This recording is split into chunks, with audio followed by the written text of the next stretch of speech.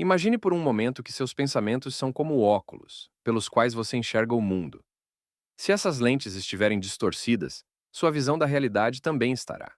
Mas, e se fosse possível ajustar essas lentes e mudar a forma como você percebe sua própria vida? O nosso convidado de hoje fez exatamente isso. Ele desafiou conceitos tradicionais da psicanálise, estudou profundamente os processos cognitivos e desenvolveu uma abordagem terapêutica que transformou milhões de vidas. Ele é ninguém menos que Aaron Beck, o criador da terapia cognitivo-comportamental. Dr. Beck, que prazer recebê-lo. Obrigado pelo convite, é muito bom estar aqui hoje. Dr. Beck, para nós é uma honra tê-lo aqui. Mas antes da gente começar, preciso informar a nossa audiência que esta é uma conversa fictícia. O convidado de hoje, Aaron Beck, nasceu em 18 de julho de 1921, nos Estados Unidos, e faleceu em 1º de novembro de 2021, aos 100 anos.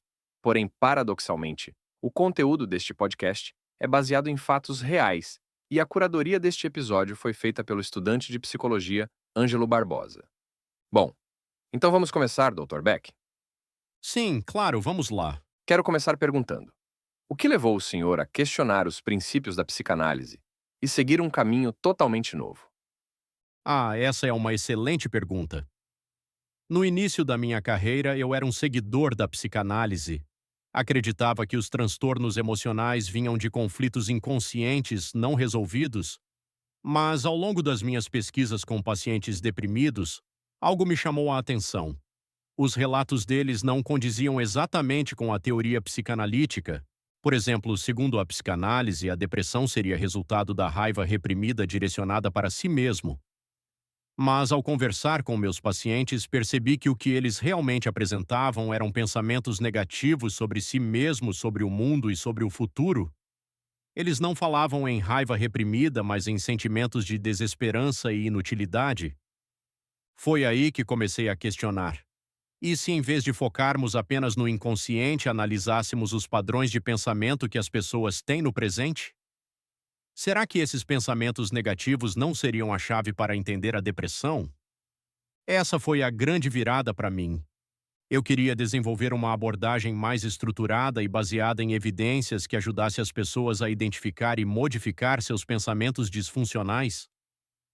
Foi assim que nasceu a terapia cognitivo-comportamental, ou TCC, um modelo que se mostrou eficaz para tratar a depressão, ansiedade e muitos outros transtornos. Muito bom, Dr. Beck. Mas antes da gente entrar um pouco mais profundamente na TCC, eu tenho particularmente uma curiosidade. O senhor chegou a conhecer pessoalmente o Freud? Infelizmente não, eu nunca cheguei a conhecer Freud pessoalmente. Quando eu nasci em 1921, como você mencionou no início deste episódio, ele já era um nome consagrado na psicanálise e naquela época vivia na Europa. E quando Freud faleceu em 1939, eu ainda era um estudante. Então, apesar de não ter tido a chance de apertar a mão de Freud de certa forma, passei anos conversando com suas ideias nos meus estudos e pesquisas, e posso dizer que, mesmo discordando dele em muitos pontos, tenho um grande respeito por sua contribuição para a psicologia. Que legal saber disso, Dr. Beck. Voltando à TCC, hoje a terapia cognitivo-comportamental é considerada padrão ouro para o tratamento de muitas psicopatologias. É muito provável que lá atrás, quando começou seus estudos, não imaginasse que a TCC seria tão relevante, certo? Mas por que acha que a TCC se tornou essa abordagem tão bem estruturada e utilizada por muitos psicólogos no mundo todo? Com certeza. No início, quando comecei a questionar a psicanálise e a desenvolver a terapia cognitivo-comportamental, eu não fazia ideia do impacto que ela teria. Minha intenção era simplesmente encontrar uma maneira mais eficaz e baseada em evidências para ajudar os pacientes.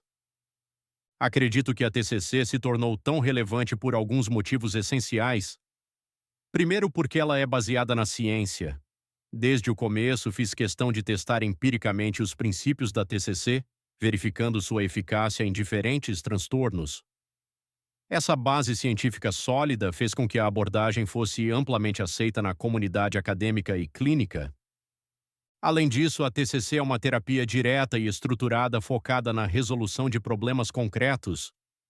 Os pacientes conseguem perceber mudanças de forma relativamente rápida, o que aumenta a adesão ao tratamento. Diferente de abordagens mais longas e exploratórias, a TCC trabalha com metas claras e estratégias práticas, algo que muitos pacientes valorizam. Outro ponto importante é que a TCC não se limita a um único transtorno. Inicialmente desenvolvi o modelo para tratar a depressão, mas logo percebemos que os princípios da TCC poderiam ser aplicados a diversos outros problemas como ansiedade, transtornos alimentares, fobias e até mesmo transtornos de personalidade. E claro, a TCC evoluiu ao longo do tempo. Muitos pesquisadores contribuíram para aprimorar e expandir a abordagem, tornando-a cada vez mais eficaz.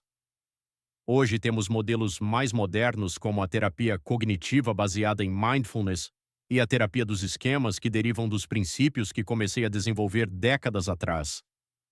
O senhor poderia nos contar algum caso ou experiência de algum atendimento que teve e que reforçou ainda mais a ideia de que seus estudos estavam no caminho certo para a construção de uma abordagem baseada em ciências? Ah, sim!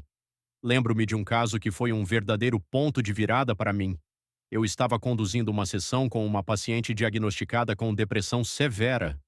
De acordo com a visão psicanalítica da época, sua depressão deveria ser resultado de raiva reprimida direcionada contra si mesma. Então, tentei explorar esses sentimentos inconscientes com ela. Mas algo curioso aconteceu. Sempre que eu sugeria que sua depressão poderia estar relacionada à raiva oculta, ela negava veementemente. Em vez disso, ela me dizia repetidamente que se sentia inútil, um fracasso, e que ninguém se importava com ela.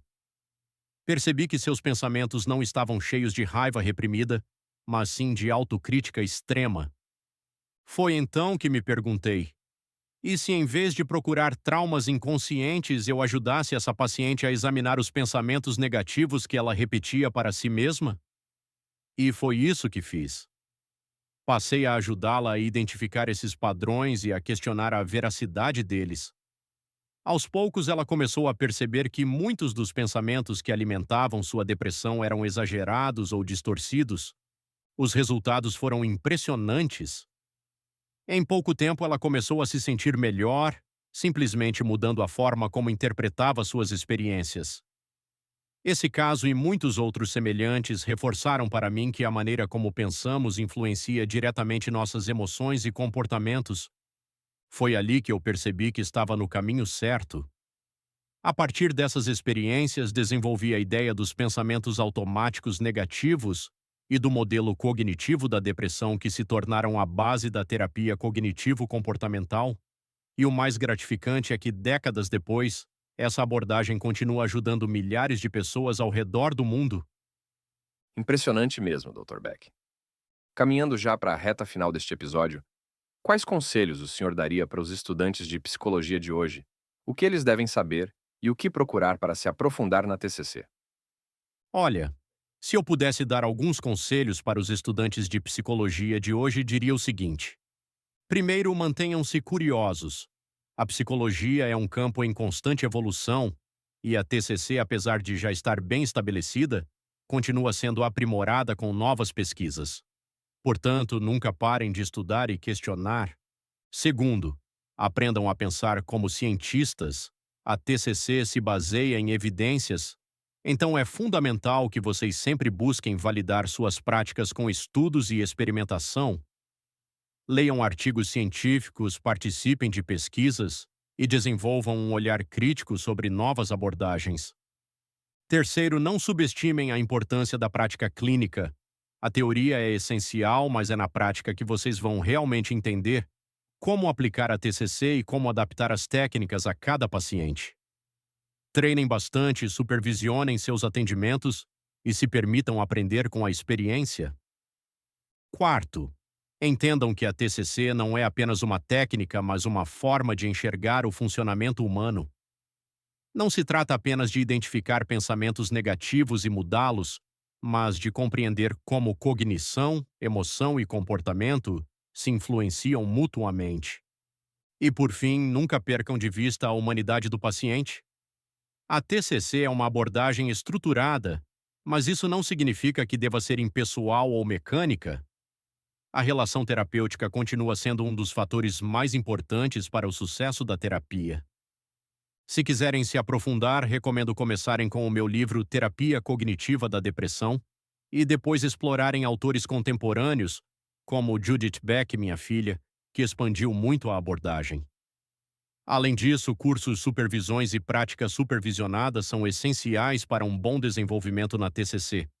E lembrem-se, a ciência e a psicologia avançam porque sempre há pessoas dispostas a desafiar o que já é conhecido e a buscar respostas melhores.